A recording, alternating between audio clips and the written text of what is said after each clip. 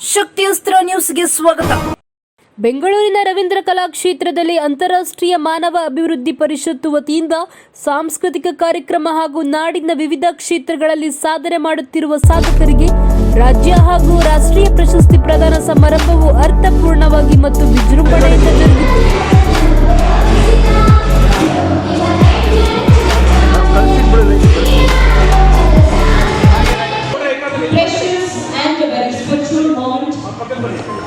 ನಾಡಿನ ವಿವಿಧ ಮಠಾಧಿಪತಿಗಳು ಗಣ್ಯಮಾನ್ಯರು ಘನ ಉಪಸ್ಥಿತಿಯಲ್ಲಿದ್ದು ಕಾರ್ಯಕ್ರಮ ಯಶಸ್ವಿಗೆ ಕಾರಣೀಭೂತರಾದರು. ನಾಡಿನ ವಿವಿಧ ಕ್ಷೇತ್ರದ ಸಾಧಕರುಗಳಿಗೆ ರಾಷ್ಟ್ರೀಯ ಪ್ರಶಸ್ತಿ ಪ್ರದಾನ ಮಾಡಿ ಪುರಸ್ಕರಿಸಲಾಯಿತು. ಕಾರ್ಯಕ್ರಮದ ವಿಶೇಷ ಆಹ್ವಾನಿತರಾಗಿ ಬೆಂಗಳೂರು ವಿಶ್ವವಿದ್ಯಾಲಯದ ಕನ್ನಡ ವಿಭಾಗದ ಹಿರಿಯ ಪ್ರಾಧ್ಯಾಪಕರಾದ ಡಾಕ್ಟರ್ ಮುನಿಯಪ್ಪರವರು ಆಗಮಿಸಿ ಕಾರ್ಯಕ್ರಮ ಯಶಸ್ವಿಯಲ್ಲಿ ಭಾಗಿಯಾದರು. ಈ ಮಧ್ಯೆ ಮಾಧ್ಯಮದೊಂದಿಗೆ ಮಾತನಾಡಿದ ಡಾಕ್ಟರ್ ಮುನಿಯಪ್ಪರವರು, ಸಮಾಜದಲ್ಲಿ ಪ್ರತಿಯೊಬ್ಬರು ಕೂಡ ಶಿಕ್ಷಣವಂತರಾದರೆ ದೇಶವು ತಂತಾನಾಗೆ ಸರ್ವತೋಮುಖ ಅಭಿವೃದ್ಧಿಯಾಗುತ್ತದೆ. ಈ ನಿಟ್ಟಿನಲ್ಲಿ ಎಲ್ಲ ಪೋಷಕರು ಮಕ್ಕಳ ಶಿಕ್ಷಣಕ್ಕೆ ಹೆಚ್ಚಿನ ಆದ್ಯತೆ ನೀಡಿ ಮಕ್ಕಳನ್ನು ಜ್ಞಾನವಂತರಾಗಿ ಮಾಡಬೇಕು ಎಂದು ಹಾಗೂ ಇಂದಿನ ಮಕ್ಕಳ ಕೈಯಲ್ಲಿ ಪುಸ್ತಕವಿರದೆ ಮೊಬೈಲ್ಗಳು ಇದ್ದು ಪುಸ್ತಕದ ಜ್ಞಾನ ಕಮ್ಮಿಯಾಗುತ್ತಿದೆ. ಪೋಷಕರು ಜಾಗೃತರಾಗಿ ಮಕ್ಕಳಿಗೆ ಓದುವ ಅಭ್ಯಾಸವನ್ನು ನೀಡಬೇಕು ಎಂದು ಸಲಹೆ ನೀಡಿದರು. ಇದೇ ಸಂದರ್ಭದಲ್ಲಿ ಶಿಕ್ಷಣ ಕ್ಷೇತ್ರದ ಗಣನೀಯ ಸೇವೆಯನ್ನು ಆಧರಿಸಿ ಬೆಂಗಳೂರು ವಿಶ್ವವಿದ್ಯಾಲಯದ ಕನ್ನಡ ವಿಭಾಗದ ಪ್ರಾಧ್ಯಾಪಕರಾದ ಡಾಕ್ಟರ್ ಮುನಿಯಪ್ಪರವರಿಗೆ ಪ್ರೈಡ್ ಆಫ್ ಇಂಡಿಯಾ ಎಂಬ ರಾಷ್ಟ್ರೀಯ ಪ್ರಶಸ್ತಿ ನೀಡಿ ಗೌರವಿಸಿ ಪುರಸ್ಕರಿಸಲಾಯಿತು.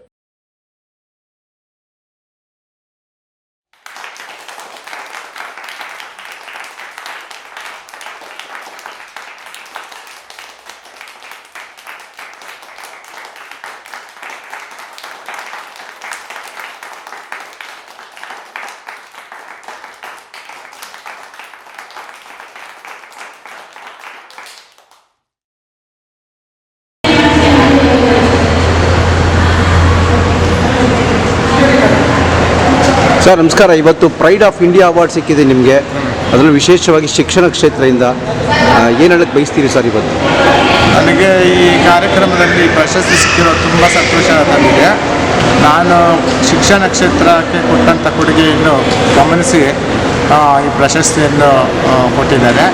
ಶಿಕ್ಷಣ ಅನ್ನುವಂಥದ್ದು ಮನುಷ್ಯನಿಗೆ ಬಹಳ ಮುಖ್ಯವಾಗಿ ಅವಶ್ಯಕತೆ ಇರತಕ್ಕಂಥದ್ದು.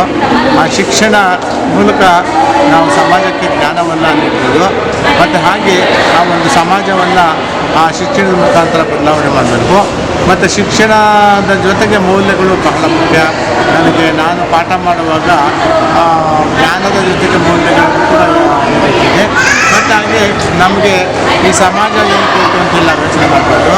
ಈ ಸಮಾಜಕ್ಕೋಸ್ಕರ ನಾವೇನು ಕೊಡ್ತೀವಿ. Student life is golden life ಅಂತೇಳಿ ಒಂದು ಮಾತು ಹೇಳ್ತಾರೆ. ಅದರಿಂದ ವಿದ್ಯಾರ್ಥಿ ಜೀವನ ಅನ್ನುವಂಥದ್ದು ಶ್ರಮಪಟ್ಟು ಕೆಲಸ ಮಾಡಿದ್ರೆ ಏನು ಬೇಕಾಗಿದ್ದು ಸಾಧನೆ ಮಾಡ್ತೀವಿ. ಅದಕ್ಕೆ ನನ್ನ ಸಾಧನೆ ಹಿಂದೆ ಸ್ಫೂರ್ತಿ ಅಂತಂದರೆ ಡಾಕ್ಟರ್ BR ಅಂಬೇಡ್ಕರ್ ಸಾಹೇಬರು ಮತ್ತು ಹಾಗೆ ಡಾಕ್ಟರ್ ಗುರು ರಾಮಚಂದ್ರಪ್ಪ ಮೇಷ್ಟ್ರು, ಹಾಗೆ ಅನೇಕರು ನನ್ನ ಸ್ಫೂರ್ತಿ ಹಿಂದೆ ಇದ್ದಾರೆ. ಆದ್ದರಿಂದ ಅವರೆಲ್ಲರನ್ನು ಕೂಡ ನಾನು ನೆನೆಸ್ಕೊಳ್ತೀನಿ. ಅಂಬೇಡ್ಕರ್ ಹೇಳಿರೋವಂಥ ವಿಚಾರಗಳು ಮತ್ತು ಅಂಬೇಡ್ಕರ್ ನಮ್ಮ ದೇಶಕ್ಕೆ ಸಂವಿಧಾನವನ್ನು ಕೊಟ್ಟಂಥವರು. ಹಾಗೆ ಒಂದು ಗುರು ರಾಮಚಂದ್ರಪ್ಪ ಸರ್ ಅವರು ಕೂಡ ಅವರ ಸಾಧನೆ ಅಂತಕ್ಕಂಥದ್ದು ಅಮೋಘ. ಒಂದು ರೀತಿ ಅವರು ಒಂದು ಜ್ಞಾನ ಸಾಗರ ಅಂತೇಳಿ ಗುರು ರಾಮಚಂದ್ರಪ್ಪ ಸರ್ನ ಹೇಳ್ಬೋದು. ಹಾಗೆ ನನ್ನ ಮಾರ್ಗದರ್ಶಕರಾಗಿರ್ತಕ್ಕಂಥ ಡಾಕ್ಟರ್ ಶಾಂತಲಕ್ಷ್ಮಿ ಮೇಡಮ್ ಅವರು ಕೂಡ ಬಹಳ ನನಗೆ ಒಳ್ಳೆಯ ಮಾರ್ಗದರ್ಶನ ನೀಡಿದರು, ಒಳ್ಳೆಯ ಸಂಸ್ಕೃತಿ ಕಲಿಸಿದ್ರು. ನನಗೆ ಅವರು ಒಂದು ರೀತಿ ತಾಯಿ ಸಮಾನ ಅಂತ ತಿಳ್ಕೊಂಡಿದ್ದೀನಿ. ಹಾಗೆ ಪ್ರೊಫೆಸರ್ ಕಿರಮ್ಮ ನಾಗರಾಜ್ ಅವರನ್ನು ಕೂಡ ಈ ಸಂದರ್ಭದಲ್ಲಿ ಸ್ಮರಿಸ್ಕೊಳ್ತೀನಿ. ಯಾಕೆಂದರೆ ಅವರು ಮಾಡ್ತಾ ಇದ್ದಂಥ ಪಾಠ, ಅವರ ಶೈಲಿ ನಾನೆಲ್ಲೂ ಕೂಡ ನೋಡಿಲ್ಲ.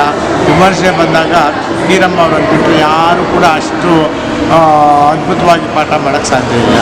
ಮತ್ತು ಹಾಗೆ ಅವರೆಲ್ಲ ಒಂದು ರೀತಿ ಕನ್ನಡ ಅಧ್ಯಯನ ಕೇಂದ್ರ ನಿರ್ದೇಶಕರಾಗಲಿಲ್ಲ, ಆದರೆ ಪಾಠಕ್ಕೆ ತಮ್ಮ ಬದುಕನ್ನು ಮುನ್ಪಾಗಿಟ್ಕೊಂಡವರು. ಮತ್ತು ಹಾಗೆ ನಾನು ಕನ್ನಡ ಅಧ್ಯಯನ ಕೇಂದ್ರ ನಿರ್ದೇಶಕನಾಗಿ 2 ವರ್ಷ ಅತ್ಯಂತ ಯಶಸ್ವಿಯಾಗಿ ಕಾರ್ಯವನ್ನು ನಿರ್ವಹಿಸಿದ್ದೇನೆ. ನನ್ನ 28 ವರ್ಷಗಳ ಬೋಧನಾ ಅವಧಿಯಲ್ಲಿ ನಾನು 20 ಪುಸ್ತಕ ಬಂದಿದೆ. ಮತ್ತು ಹಾಗೆ NEP ಶಿಕ್ಷಣದ ಅಡಿಯಲ್ಲಿ ಪದವಿ ಪಠ್ಯಗಳನ್ನು ಸುಮಾರು 250 ಪಠ್ಯ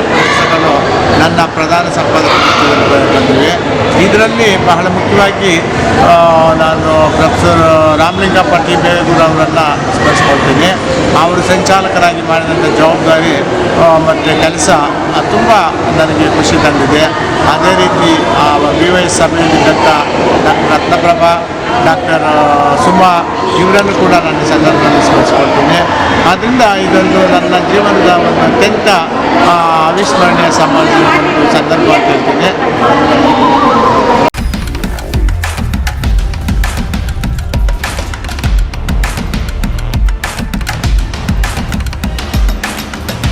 ಶಕ್ತಿಯಸ್ತ್ರ ನ್ಯೂಸ್ ಕನ್ನಡ, ಆಫ್ ಕೋರ್ಸ್ ಇದು ಕನ್ನಡಿಗರ ನಾಡಿಮಿಡಿತ.